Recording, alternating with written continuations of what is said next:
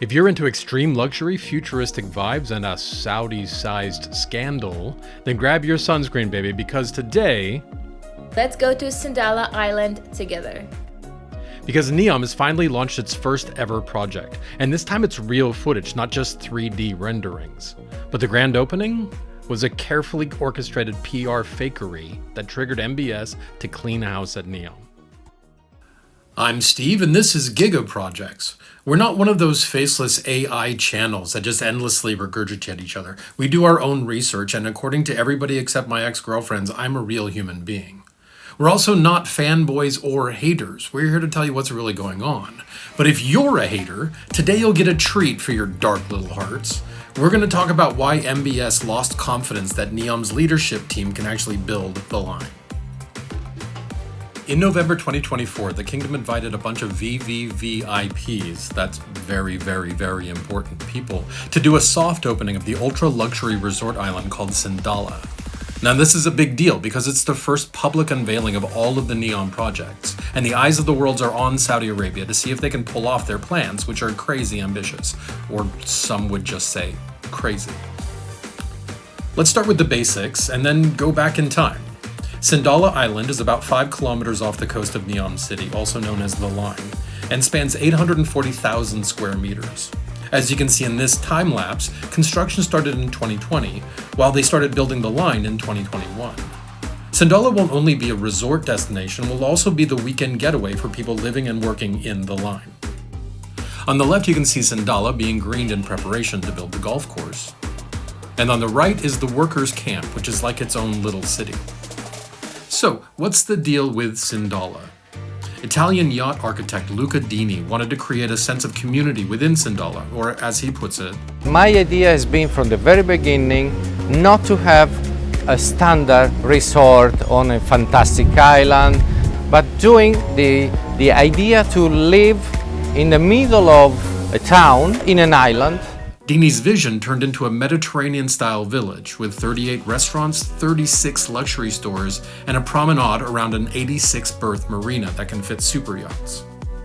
At least the NEOM staff are happy after the soft opening. Now they don't have to travel 200 kilometers through the desert for a decent shopping trip. The island also has 2 luxury hotels, 2 ultra-luxury hotels, a beach club, and a water sports club, which haven't been opened yet. Now, I personally think that golf is a good walk spoiled, but for all of the enthusiasts of hitting things into things, here you can work on your swing with the Red Sea as a water hazard.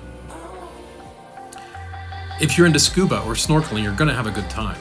The waters around Sindalah are home to over 1,100 species of fish, 45 of which are unique to the area, along with more than 300 coral species, including some of the most climate-resilient corals in the world.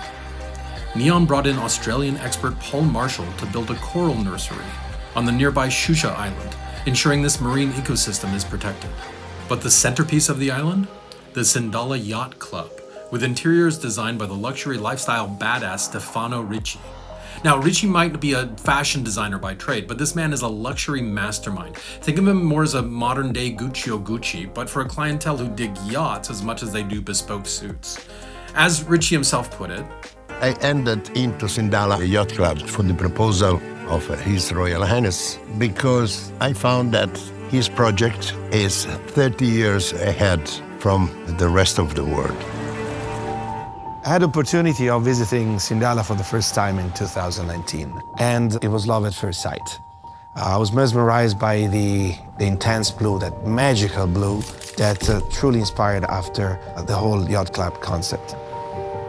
Sindalah has restaurant and all the top chefs in the world will be there. But with my selecting Enrico Bartolini, I feel very comfortable that we will not arrive second. That part about Enrico Bartolini is worth talking about. Ultra-luxury resorts often have Michelin star restaurants, but menus at beach resorts usually just have elevated beach fare. So Ricci brings in Enrico Bartolini, a 3 Michelin-starred chef heavyweight, proving that Sindalah isn't just another pretty island, it's aiming for the big leagues of fine dining. Just look at this, Bartolini's signature red prawns with lemon, pistachio, and wild strawberry foam. I want this in me. Before we get too excited, let's look at the practicalities of this. They brought in a 3-star chef to design the menu, but the restaurant will be run from Dubai by Panchali Mahendra, who is a one-star chef, while the day-to-day cooking will be overseen by Michele Migazzi.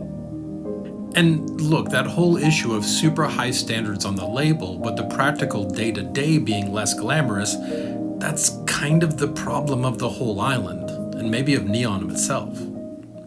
Listen, I've worked on a lot of creative projects where the initial proposals got watered down along the way, usually for reasons of fiduciary responsibility or basic good taste or dear God, Steve, the studio would never allow that. But this is MBS we're talking about. The guy doesn't like to be told no. And when he gets involved, things usually get more intense, not watered down. And over the years, we see his architectural vision evolve from futuristic, iridescent mirror facades like the concert hall Mariah in Al-Ula into his own personal design language, like in Qiddiya, where over several iterations the MBS Stadium and Performing Arts Center morphed into something straight out of Tron. Like this thing is about to start walking and shooting lasers and saying, "Take me to your leader," and then we have to say that our leader is Elon Musk, and everything gets ugly real quick. The Sheybarah resort, which looks more like a spaceport for flying saucers than a luxury hotel, might be MBS's most striking creation. If you look at the early designs by Killa Design, they were pretty standard resort-style buildings. And then MBS steps in and bam! Suddenly you've got these shimmering mirror domes floating on the water like the impound yard for Area 51. Opened at the same time as Sindalah, Sheybarah has exploded on TikTok with 70 million views, setting a new high watermark for what an influencer-based brand campaign can achieve. Meanwhile, right next door, the Nujuma and the St. Regis barely broke 10 million views. Let that sink in. MBS, the architect of the future, clearly has some ability to tap into our collective psyche, presenting a vision of the future that people are dreaming about, aspiring to worldwide.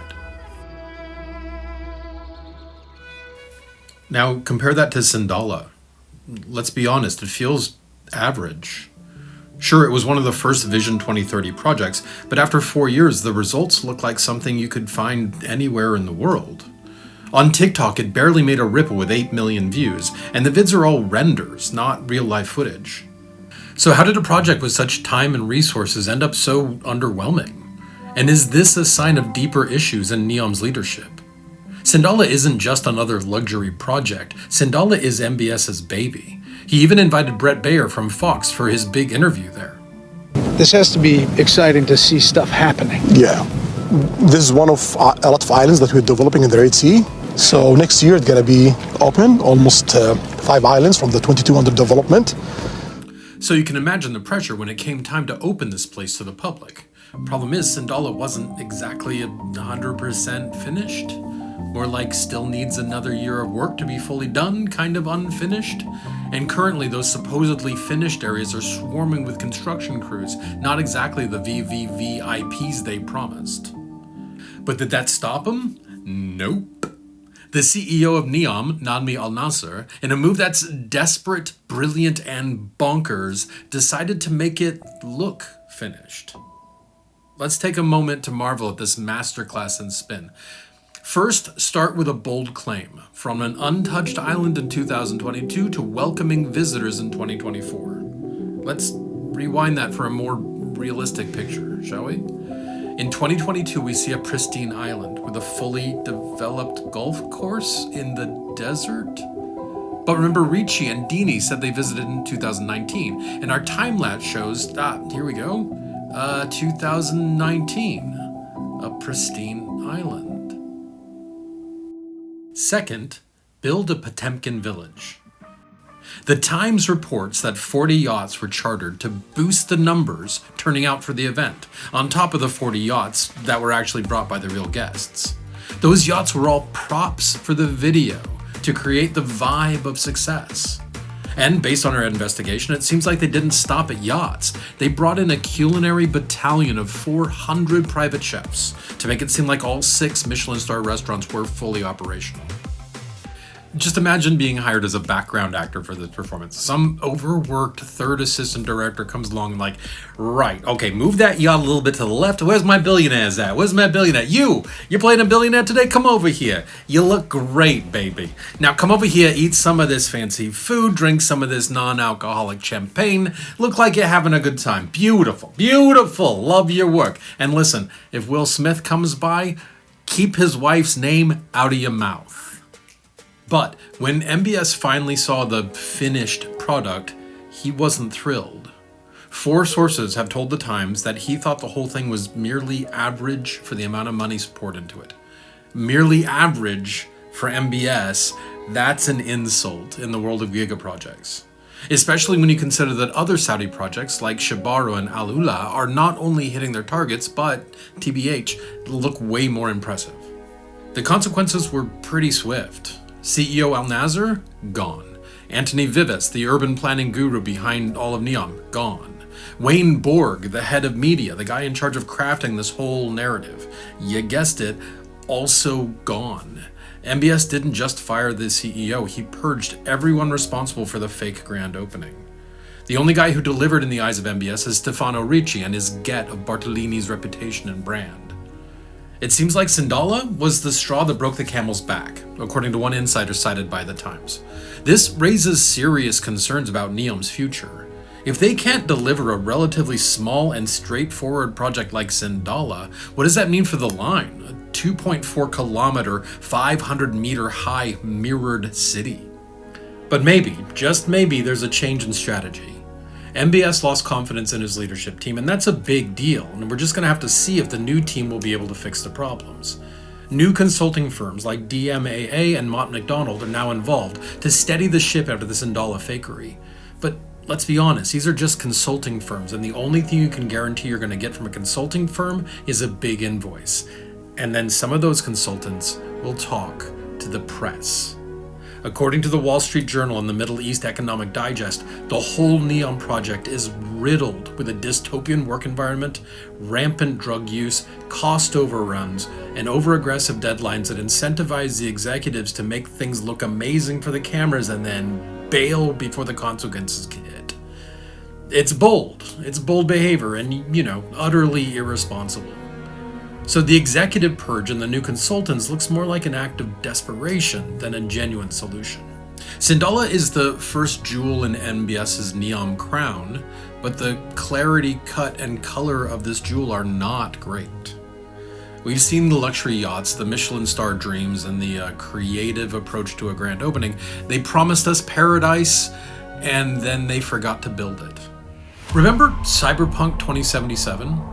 Another ambitious project that just promised the world and then forgot to finish building it. Or as Angry Joe put it, the launch of this game was a complete disaster.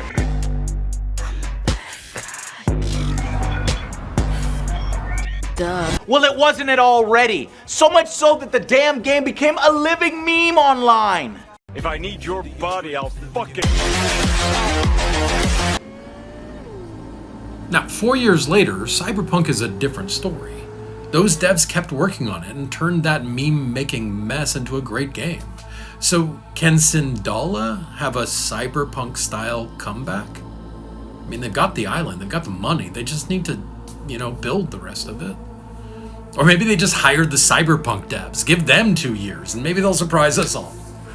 But the point is, like Cyberpunk, Sindalah could bounce back in maybe 2 years, but the current sitch rings some pretty big alarms.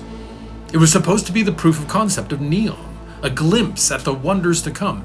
Instead, it's raised more questions than answers. And if they can't get this relatively small project right, what about The Line, a project of unprecedented scale and complexity? What do you think? Is Sindalah just a hiccup, or is this a sign of really bad things to come? Tell us what you think in the comments. Please like and subscribe. And again, as always, I'm Steve, this is Gigaprojects, and we'll see you next time.